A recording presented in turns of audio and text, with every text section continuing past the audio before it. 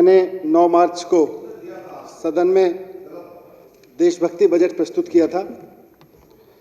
उसके बाद से सदन में काफ़ी जुनून है, जनता में भी बहुत जुनून है, जनता में भी बहुत जोश है इस बात को लेके कि अभी तक जो बजट होते थे वो तरक्की का बजट, प्रगति का बजट, पहली बार सुनने को मिला देशभक्ति का बजट। तो लोगों में भी उत्साह है, सदन में भी उत्साह है। मैं पिछले 3 दिन से देख रहा हूँ, सत्ता पक्ष के विधायकों में भी उत्साह है, विपक्ष के विधायकों में भी उत्साह है कि वे देशभक्ति पे बात हुई। प्रभु राम की चर्चा हुई, मुझे भी अच्छा लगा। इस सदन में खूब चर्चा हुई, बजट के बहाने हुई। माननीय मुख्यमंत्री जी ने जो एक खाका रखा सरकार के काम करने के तरीके का, उसके बहाने हुई। कई साथियों ने बोला, पर अभी तक रामचंद्र जी के ठेकेदार बने हुए लोगों से मैं ये कहना चाहता हूं कि ध्यान रखना, इस बार जो पार्टी भगवान राम की बात कर रही है ना, वो पार्टी ऐसी नहीं है कि मुंह में राम रखती हो और बगल में छुरी रख के चलती हो आपकी तरह। इस पार्टी के मुंह में भी राम है और दिल में भी राम है और बगल में संविधान है। ये मुंह में राम बगल में छुरी वाली पार्टी नहीं है। हम जब राम की बात करते हैं तो बगल में छुरी नहीं, संविधान दिखा के चलते हैं और दिल में राम लेके चलते हैं, और मुंह में तो है ही। तो इसलिए ध्यान रखना, इस बार वास्ता ऐसी पार्टी से है आपका।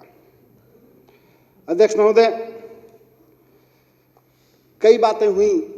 मैं सभी मान्य सदस्यों का बहुत आभार करना चाहता हूं जिन्होंने इस चर्चा में भाग लिया। जिनको अवसर नहीं मिला, मैं निश्चित रूप से जैसे जैसे काम आगे बढ़ेगा उनके भी फीडबैक लगातार लेता रहूँगा। और यहाँ हुई चर्चा में जितने बिंदु उठाए गए, जो सुझाव दिए गए, जाहिर है लोकतंत्र में इस चर्चा का महत्व इसीलिए है क्योंकि जितने बिंदु आए हैं उनमें कहीं ना कहीं हमें अपने कार्यक्रमों को और सुदृढ़ करने का अवसर मिलेगा, उनको और मजबूती से लागू करने का अवसर मिलेगा। मैं यहाँ पे देख रहा था कि देशभक्ति पे खूब चर्चा हुई। विपक्ष के साथियों ने भी कहा कि भाई अच्छा लगा देशभक्ति पे बात की। विपक्ष के उस साथियों ने कहा कि अच्छा हुआ आप हमारे राह पे आए, बढ़िया बात है। हमारे लिए तो अध्यक्ष महोदय दिल्ली की तरक्की ही देशभक्ति है हमारी। तो हमारे लिए तो दिल्ली वाले की तरक्की ही देशभक्ति है। हर दिल्ली वाले की तरक्की हमारे लिए देशभक्ति है। पहली बार हम अपने बजट में देशभक्ति का इस तरह का पूरा ब्यौरा लेके आए हैं। काम तो उसी पे कर रहे हैं पिछले 6 साल से। लोग कह रहे हैं कि ये देशभक्तों की पार्टी और इनके नेता देशभक्त अरविंद केजरीवाल जी के होते ये विजन संभव था, वरना तो मुश्किल था। माननीय मुख्यमंत्री अरविंद केजरीवाल जी के विजन में पढ़ना देशभक्ति है और पढ़ाना देशभक्ति है। स्कूल खुलवाना देशभक्ति है, कॉलेज खुलवाना देशभक्ति है, अच्छे सरकारी अस्पताल बनवाना देशभक्ति है, मोहल्ला क्लिनिक बनवाना देशभक्ति है, महिलाओं के लिए मोहल्ला क्लिनिक बनवाना देशभक्ति है।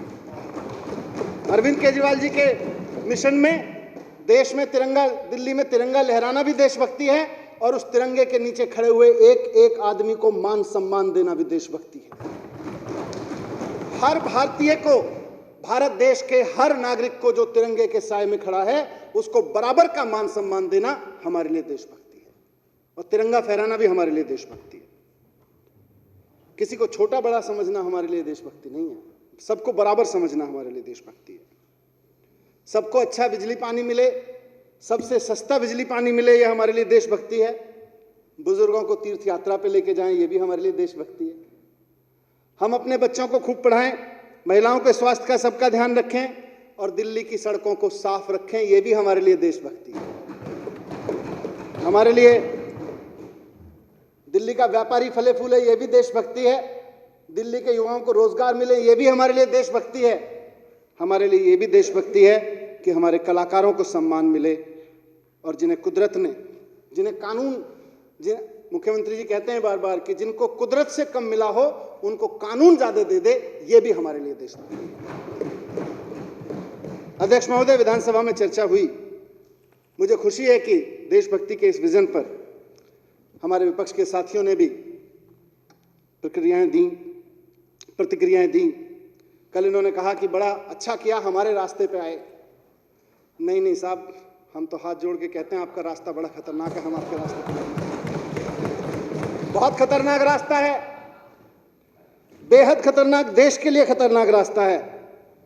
आप देशभक्ति की बात तो करते हो, जिस रास्ते पे आप चल रहे हो उस रास्ते पे चलते हुए आप देशभक्ति की बात तो करते हो, लेकिन पूरे देश की राजधानी को पिछले 15 साल में आपको चलाने का मौका मिला है, एमसीडी की सत्ता। आप बात तो देशभक्ति की करते हो, लेकिन व्यवस्था कूड़ा कूड़ा चलाते हो। हम आपके रास्ते पे नहीं चलना चाहते। पिछले 15 साल में दिल्ली में जितना कूड़ा फैलाया है, हम उस रास्ते पे नहीं चलना चाहते हैं। हमको दिल्ली की जनता ने जिस काम को करने के मौका लिया है, हम उसमें ईमानदारी से काम करना चाहते हैं और कुछ करके दिखाना चाहते हैं। ये हमारी देशभक्ति है, हम कूड़ा फैलाने की देशभक्ति नहीं चाहते हैं। अध्यक्ष महोदय, ये बात तो देशभक्ति की करते हैं, लेकिन पिछले 15 साल में दिल्ली नगर निगम में एक भी नगर निगम का ऐसा स्कूल नहीं है, एक भी, जिसके बारे में ये दावे से कह सकें कि हमारे नगर निगम के फलाने स्कूल में 5वीं क्लास में पढ़ने वाला बच्चा दूसरी क्लास की भी टेक्स्ट बुक ठीक से पढ़ सकता है। यह इनकी देशभक्ति है। 5वीं क्लास के बच्चे को 5 साल खा जाते हैं एक बच्चे का, और 5वीं क्लास में जब बच्चा पढ़ने पढ़ते पहुंचता है प्रमोट होके, तो उसको दूसरी क्लास की टेक्स्ट बुक नहीं आती। ये आपका रास्ता है, ये आपको मुबारक हो, हमें ये रास्ता नहीं चाहिए। हमारी देशभक्ति ऐसी नहीं, हम बिल्कुल ऐसी देशभक्ति नहीं करना चाहते हैं। अध्यक्ष महोदय, हमारी देशभक्ति तो बच्चों को क्वालिटी एजुकेशन देने की देशभक्ति है। हमारी देशभक्ति तो इस बात की देशभक्ति है, हम तो उस रास्ते पे चलना चाहते हैं जिसमें देश के एक एक बच्चे को क्वालिटी एजुकेशन मिले। सारे नेता अपने बच्चों को प्राइवेट स्कूल में पढ़ा लेते हैं, गरीब बच्चे को नगर निगम में पढ़ाते हैं और कहते हैं इनका क्या, ये तो पढ़ जाएंगे तो सवाल पूछने लगेंगे। मुख्यमंत्री जी ने कहा इनका रास्ता ये, हम इस रास्ते पे नहीं चलेंगे। अध्यक्ष महोदय, इन्होंने कहा था आप देशभक्ति की बात करते हो, आप सिर्फ बात करते हो। उस भारत माता का एक बेटा जिसके भारत माता की जय आप कह के कहते हो कि हम देशभक्त हैं, जोर से जब भारत माता की जय का नारा लगा के आप कहते हो हम देशभक्त हो गए हैं, उस भारत माता का बेटा किसान अगर आपसे दिल्ली की सत्ता में कुछ कहने आता है तो आप उसको दिल्ली की सत्ता में पहुंचने से पहले बॉर्डर पे कीलें ठुकवा देते हो उसके रास्ते में और कहते हो हम देशभक्त हैं। आप किसानों का रास्ता रोकने के लिए नुकीली ऐसी कीलें खड़ा कर उसके फोटो खिंचवा के दहशत फैलाते हो। ऐसे लगता है जैसे किसान मिलने नहीं आ रहा है, दुश्मन देश चढ़ाई करने आ रहा है। आप किसानों से मिलने से रुकने के लिए, किसानों से सवालों से बचने के लिए उनके रास्ते में कीलें ठुकवाते हो और आप कहते हो देशभक्त हो। आपको ऐसा रास्ता मुबारक हो, हमको नहीं चाहिए ऐसा रास्ता। आपने कहा, आप अपने शब्दों को करेक्ट कर लीजिएगा, हम आपके रास्ते पे नहीं आ रहे। हमको नहीं चाहिए कि किसान को देशद्रोही कहा जाए।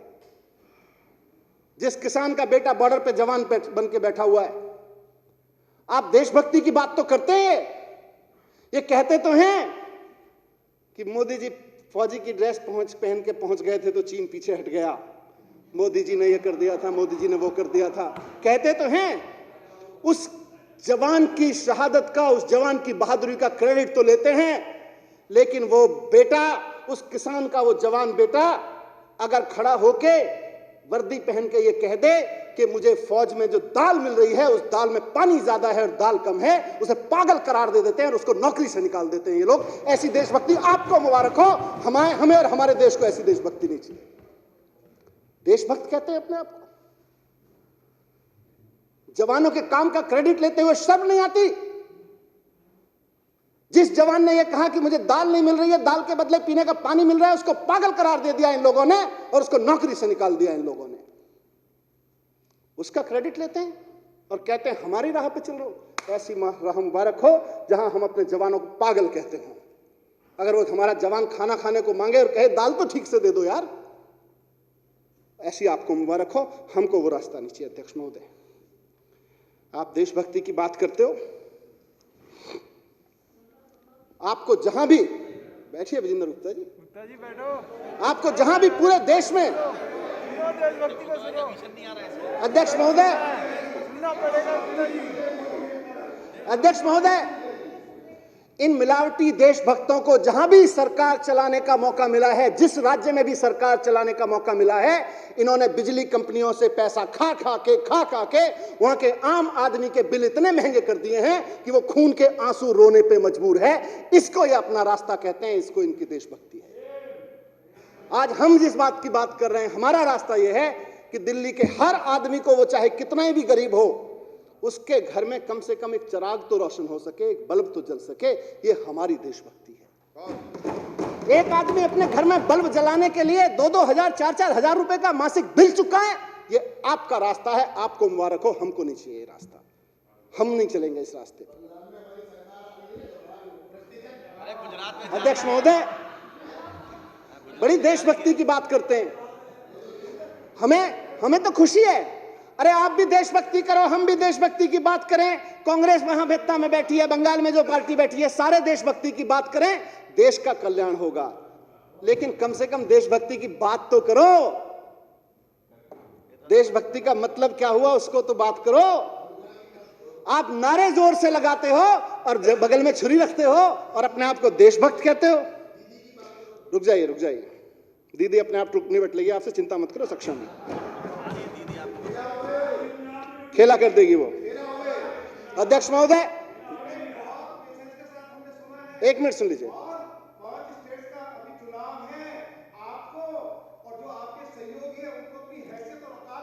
ठीक, बैठ जाइए, बैठ जाइए, बैठ जाइए, बैठ जाइए। बहुत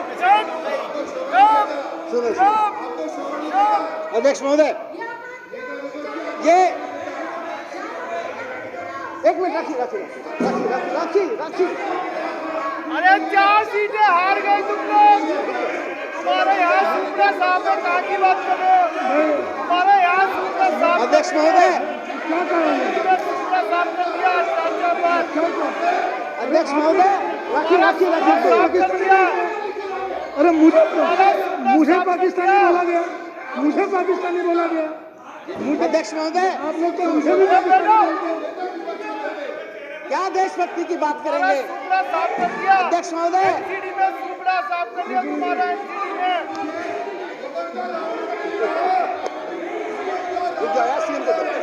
सीएम को बोलना। अध्यक्ष महोदय, राखी, नहीं छोड़ दीजिए, लड़ लेंगे अपने आप।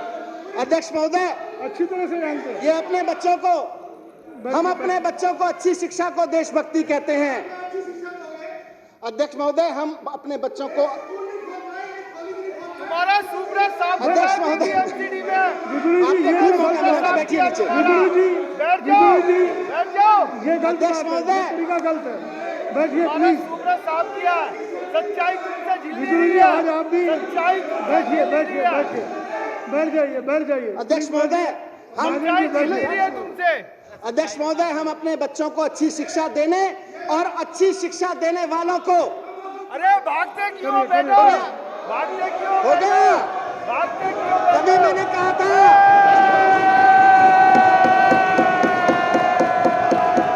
भारत माता की।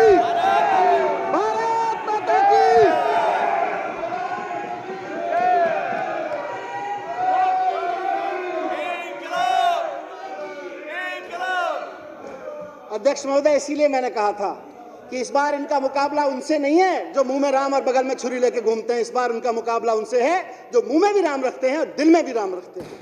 टिक नहीं पाएंगे उनके सामने, टिक नहीं सकते। अध्यक्ष महोदय, ये बात करते हैं कि हम अपने बच्चों को अच्छी शिक्षा, ये तो फिर क्या करते हैं, शिक्षा पे बात ही नहीं करते। हम कहते हैं कि शिक्षा देना देशभक्ति है, मुख्यमंत्री जी कहते हैं, और अपने बच्चों को अच्छी शिक्षा देने वाले टीचर्स का सम्मान देना हमारे लिए देशभक्ति है। हम अपने अच्छे टीचर्स को देश और दुनिया की बढ़िया ट्रेनिंग कराते हैं, फिनलैंड भेजते हैं, उनको हार्वर्ड भेजते हैं, उनको कैम्ब्रिज भेज के उनको प्रशिक्षण दिलाते हैं। हमारा रास्ता, ये कहते हैं ना हमारे रास्ते पे आ गए, हमारा रास्ता शिक्षकों की मजबूती का रास्ता है और इनका रास्ता शिक्षकों की मजबूरी का रास्ता है। आपने सुना होगा थोड़े दिन पहले उत्तर प्रदेश के मुख्यमंत्री योगी आदित्यनाथ जी, एक दिन 8 बजे बरेली पहुंचना था, मैंने खबर पड़ी 8 बजे उनको बरेली पहुंचना था, तो उत्तर प्रदेश में बरेली जनपद के शिक्षकों के नाम फरमान जारी किया गया, उसमें महिला शिक्षकें भी थीं, कि 4 बजे एयरपोर्ट पे पहुंच जाना, माननीय मुख्यमंत्री के स्वागत में रंगोली बनानी है और जो नहीं पहुंचेगा वो अक्षम्य होगा। देशभक्ति अपने टीचर्स को, अपने बच्चों को अच्छा पढ़ाने वाले टीचर्स को हार्वर्ड में ट्रेनिंग दिलवाने में है, कैम्ब्रिज में ट्रेनिंग दिलवाने में है, आईआईएम में ट्रेनिंग दिलवाने में है। उनको माननीय मुख्यमंत्री के स्वागत में अरे बुला लीजिए, कोई ऐसा नहीं है। टीचर्स को रंगोली भी आता है, लेकिन ये लिखना, अगर आप समय पे नहीं पहुंचे, 8 बजे मुख्यमंत्री जी आएंगे, आप 4 बजे नहीं पहुंचे तो अक्षम्य होगा। टीचर्स के अपमान में आपका रास्ता है, टीचर्स के सम्मान में हमारा रास्ता है। हम आपके रास्ते पे नहीं चलेंगे। अध्यक्ष महोदय, इसी उत्तर प्रदेश में मैंने शिक्षा के लिए लिखा था। उत्तर प्रदेश में एक पत्रकार लिखता है, वो जाता है किसी गांव में, वहां मिड डे मील की जगह रोटी, सूखी रोटी और उस पर नमक लगा के बांटा जा रहा था मिड डे मील की जगह। इनकी देशभक्ति, इनका रास्ता यह है कि उस पत्रकार को 1.5 महीने जेल में डाल के रखा इन्होंने, 1.5 महीने तक। ऐसा रास्ता हमको नहीं चाहिए, हम नहीं चलेंगे। मर जाएंगे लेकिन ऐसे रास्ते पे नहीं चलेंगे कि बच्चे के मिड डे मील का पैसा खा जाएं और बच्चों को सूखी रोटी और नून लगा के दें। मर जाएंगे लेकिन ये नहीं करेंगे, ये नहीं चलेंगे इस पे। अध्यक्ष महोदय, इनका जो रास्ता है उस पर ये नारे जोर से लगा लेते हैं, ये बातें जोर से कर लेते हैं, जब सवाल सुनने की बात आए तो वॉकआउट भी अच्छे से कर लेते हैं, लेकिन इनका जो रास्ता है उस पर चल के ज्यादा से ज्यादा, जैसे ये सत्ता में पहुंच गए कई जगह, सत्ता तक पहुंचा जा सकता है, भगत सिंह और बाबा साहब के सपनों तक नहीं पहुंचा जा सकता। जिस तरह की नारेबाजी कर करके, मिलावटी देशभक्ति कर करके, खोखली देशभक्ति कर करके ये सत्ता तक पहुंच सकते हैं, गांधी और सुभाष के सपनों तक नहीं पहुंच सकते हैं। अध्यक्ष महोदय, उन सपनों तक पहुंचना है। माननीय मुख्यमंत्री जी को बोलना है। मैं बस आखिर में ये बात कह के बात खत्म करूंगा कि एक बार सत्येंद्र जी और हम डिस्कस कर रहे थे तो हमने दोनों ने अपने बारे में कॉमन पाया। आप सब लोग भी याद करिएगा कि जब हम स्कूल में पढ़ते थे तो उस समय हमें बताया जाता था 3 तरह के देश होते हैं, विकसित देश, विकासशील देश और अविकसित देश। हिंदी मीडियम में पढ़ा था इसलिए हिंदी मीडियम के शब्द यूज कर रहा हूं। हमें कहा जाता था 3 तरह के देश होते हैं, विकसित देश, विकासशील देश, अविकसित देश। भारत विकासशील देश है। हम लोग पूछते थे भाई अब भारत विकासशील देश है तो विकसित कितने दिन में बनेगा? बोले 10 साल की बात है, 8-10 साल की, बहुत बढ़िया काम चल रहा है, हो जाएगा, बस 8-10 साल में हो जाएगा। हमें बड़ी लगता था अच्छा है। जब तक हाई स्कूल या उससे नीचे क्लासेस में पढ़ते थे हमें लगता था इंटर करेंगे, ग्रेजुएशन करेंगे, तब तक तो हो ही लेगा, थोड़ा बहुत तो हो ही लेगा, नौकरी मिलेगी विकसित देश में कम से कम। अध्यक्ष महोदय, आज मेरा बच्चा स्कूल में पढ़ रहा है, उसकी किताब में मैंने खोल के देखा, उसमें भी लिखा हुआ है 3 तरह के देश होते हैं, विकसित देश, अविकसित देश, विकासशील देश, और अभी भी भारत विकासशील देश में है, विकसित देशों की श्रेणी में नहीं आया। और मैं आज कह रहा हूं इस सदन में, रिकॉर्ड में रहे ये बात, कि भारत तब तक विकसित देशों की श्रेणी में नहीं आ सकता जब तक मुख्यमंत्री जी का जो सपना है कि दिल्ली के, देश के हर एक बच्चे को, गरीब से गरीब आदमी के बच्चे को क्वालिटी एजुकेशन नहीं मिलेगी, भारत विकसित देशों की श्रेणी में नहीं आ सकता। ये कहते हैं मुंगेरी लाल के हसीन सपने देख रहे हो। हाँ जी, सपने तो देख रहे हैं, सपने देख रहे हैं, हमारे सपनों में दम है। हमें अपनी नीयत पे भरोसा है, आपको अपनी नीयत पे भरोसा नहीं है, आपकी प्रॉब्लम है, हमारी थोड़ी प्रॉब्लम है। आपके पास कोई विजन नहीं है, हमारे पास विजन है, वो आपकी प्रॉब्लम है, हमारी थोड़ी है। हमें अपनी शिक्षा पे भरोसा है, हमें पता है कि हम अपने बच्चों को अच्छी शिक्षा देंगे। 2000 आज जो बच्चा, किस बच्चे की बात की मैंने 2047 में, आज जो बच्चा पैदा हो रहा है 25 साल बाद कहीं ग्रेजुएशन में खड़ा होगा, पहली नौकरी दूसरी नौकरी कर रहा होगा ग्रेजुएशन के बाद में, मैं उस बच्चे की बात कर रहा हूं। उस बच्चे को इतनी शानदार शिक्षा देंगे, इतनी शानदार शिक्षा देंगे कि 2047 तक, तब तो 25 साल का बनकर खड़ा होगा, उसकी इनकम सिंगापुर में बैठे हुए उसके काउंटर पार्ट की इनकम के बराबर होगी, उसकी एवरेज इनकम होगी। आपको शिक्षा पे भरोसा नहीं है, आपको कभी भी शिक्षा पे भरोसा नहीं रहा, आज कौन सा होगा? इनको शिक्षा पे कभी भरोसा नहीं रहा। अध्यक्ष महोदय, ये हंस इसलिए रहे क्योंकि इनकी नीयत में खोट है, इनको अपने कर्मों में खोट है और इनको शिक्षा पे भरोसा नहीं है। हमको अपने ऊपर आत्मविश्वास है, हम आत्मविश्वास से मुस्कुरा इसलिए रहे हैं क्योंकि हमें भरोसा है, हमारी नीयत साफ है, हमारी लीडरशिप की नीयत साफ है, हमें शिक्षा पे भरोसा है और हमें कर्मों पे भरोसा है। इसलिए हमने जो कुछ इस बजट में कहा है हम उसको हासिल करके रहेंगे। ये हमारा कमिटमेंट है खुद से, ये हमारा संकल्प है अपने आप से, और हम भारत को वहाँ लेके जाना चाहते हैं, देश को वहाँ लेके जाना चाहते हैं। फिर से अपने सपने को डिकोड करके आखिर में एक लाइन में अपनी बात खत्म करूंगा कि एक ऐसे देश का सपना देखते हैं जहाँ अभी हम लोग पढ़ते हैं, देखते हैं जिन परिवारों में बच्चे हैं, ग्रेजुएशन स्कूल में हैं, उन परिवारों में एक सपना पलता है कि मेरा बच्चा थोड़ा सा बड़ा हो जाए तो ग्रेजुएशन करने के लिए, पोस्ट ग्रेजुएशन करने के लिए उसको अमेरिका, यूरोप के फलाने यूनिवर्सिटी में भेजेंगे, फलाने कॉलेज में भेजेंगे। आज मैं कहता हूँ ये सदन बैठ के सपना देखे कि हम शिक्षा को और देश को वहां लाके खड़ा करें कि अमेरिका और यूरोप और जापान जैसे देशों में उनकी फैमिलीज में ड्राइंग रूम में बैठ के चर्चा हो रही हो, हमारा बच्चा थोड़ा सा बड़ा हो जाए, थोड़ी सी मेहनत लग जाए और थोड़ी कोई फेलोशिप मिल जाए तो दिल्ली की फलानी यूनिवर्सिटी में पढ़ने भेजेंगे हम अपने बच्चे। ये सपना सच कर लीजिए, बाकी सारे सपने अपने आप सच हो जाएंगे, एक बार एक चीज भी नहीं लगेगी। और शिक्षा पिछले 5 साल में काम किया है, स्वास्थ्य पिछले 5 साल में काम किया है, लोगों के जीवन पे पिछले 5-6 साल में काम किया है।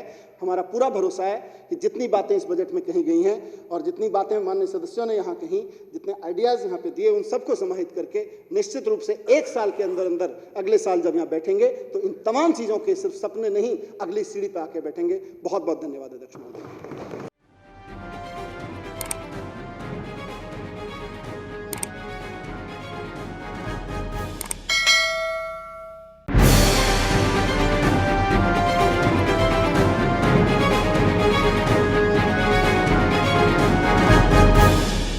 V3 न्यूज, खबर, नजरिया और असर के साथ।